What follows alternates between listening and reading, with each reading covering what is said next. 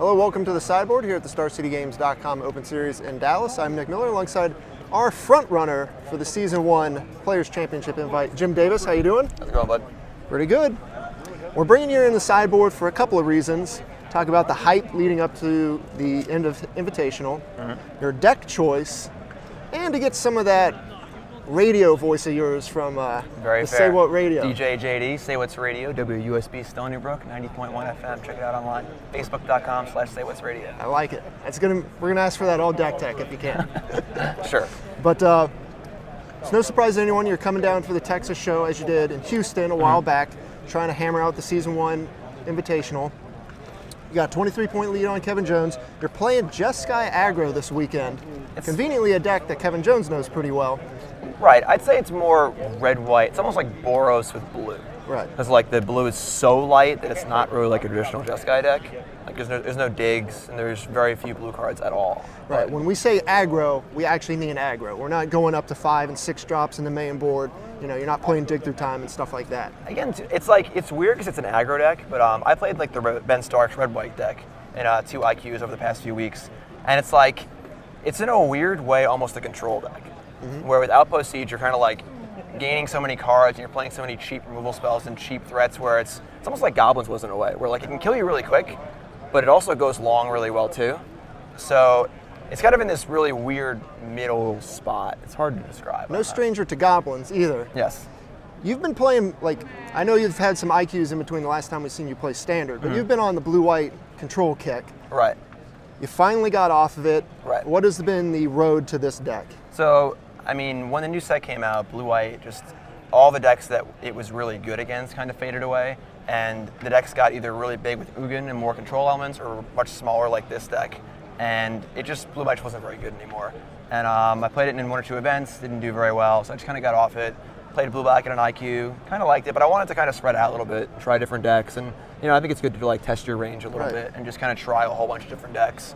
I ended up on Ben Stark's list of red-white, played that at 2 IQs, really liked it a lot, but the deck was very reliant on Outpost Siege and pretty bad against enchantment removal. Like at the IQ I played, one person had Back to Nature in their board, and I couldn't imagine ever beating that card. If I had a Chain to the Rocks in play and 2 Outpost Sieges, like I could never win. So seeing how green-white did really well last weekend, and sort of seeing how Manus Rider was also really good. I mean, I talked with Andrew Jessup a bit about him saying the same thing about me with wanting to put just Manus Rider in the red-white deck. Not play Jeskai, just put Manus Rider in, have that be it. So kind of theory crafting with that. Then me and Lowry played some games last night. I played a little bit about control, but kind of got on this and was pretty happy with it. He's playing a very similar list too. So. Right, a lot of the deck choice and card choices we're seeing this weekend is based strictly off of the results from Miami. You want to have a deck that can beat the green-white Devotion deck. Which is interesting though, because I feel like I haven't seen that much of it around. I feel like it's a deck people don't almost want to play because they see those like the Sam Black, 500 life to 500 life, 0-0 draw. Like we were actually watching the match at an IQ. Everyone was just like, "What is happening in this match? Like, what is going?" It was like all the cards were upside down. Yeah, you weren't the only one. It was really confusing. But I think people don't want to play games like that. So I figured people might stay a little away from it. But I felt the deck was good enough anyway that I wasn't really upset with that. So like you said, it's pretty low to the ground. You got your 2 drops. You've got Seeker of the Way, Soulfire Grandmaster, going up to Rabblemaster and the Mantis Rider. Correct. And that's it for the creatures. Right. The deck is Ben Stark's deck, just -4 outpost. A -4 Hordling Outburst, +4 Manus Rider, -4 Chain, +3 Stance, and a Cruise. So it's very low to the ground. We have 8 2-drops, 4 Shocks, and 4 Lightning Strikes. So it's the cheapest spells possible to try and take advantage of the Outpost Siege. Right. And you got 3 Valor Stance and 1 Miser's Treasure Cruise there to kind of refill later on. Yeah. Valor Stance has just been a card that's ton of variety right now. Does all what you need.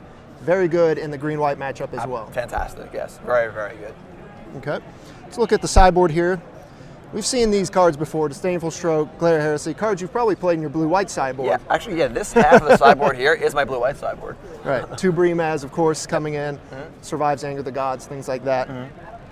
Then you got some pretty linear stuff like Erase and Magma Spray for mana efficiency to deal threats. Right. 2 Sarkins. Where's this guy? Just punishing control a little bit? It's against the green decks. The Outpost Sieges aren't as good because you really can't afford to just sit there and try and trade off cards with them. They're gonna trigger some Master Within scenes, gain a bunch of life, and kind of take over the long game. So against them, you kind of want to just fly over them.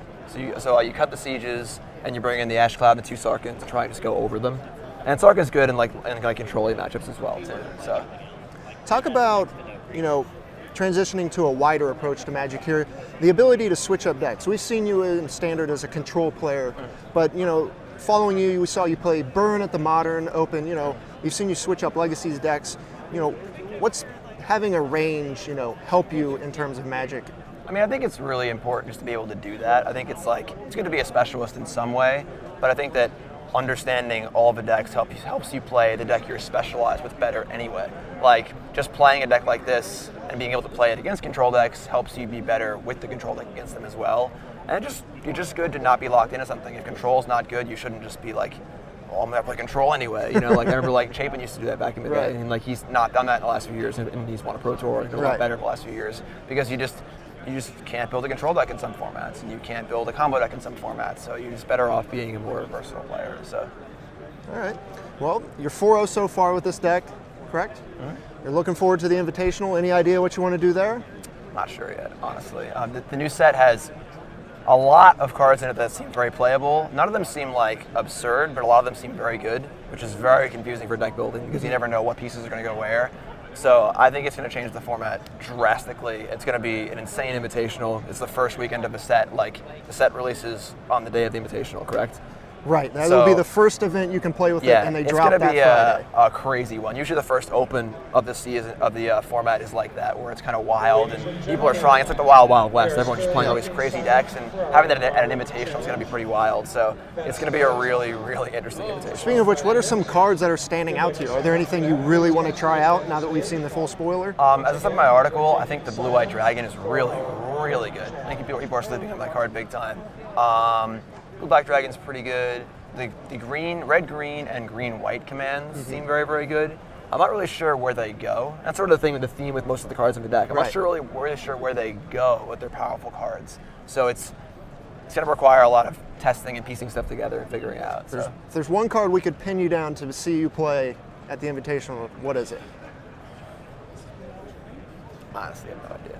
I really don't have a good one. I mean, people are saying, everyone's asking about Narset and the blue-white cards. I think Narset's very good, but it's really hard to evaluate. We haven't seen a Planeswalker with that high toughness. We haven't seen the Domri ability for spells or whatever. So kind of a card drawy card as opposed to a creature-y card. Rebound doesn't play great with counter spells, but it's a blue-white card. It's a very confusing card. I think it's powerful. Don't think it's great in a straight blue-white Drago deck like my old deck. Right. I really don't know. It's an exciting set, honestly. There's a lot of cool stuff in it. So it's an exciting set, and we're excited waiting for it.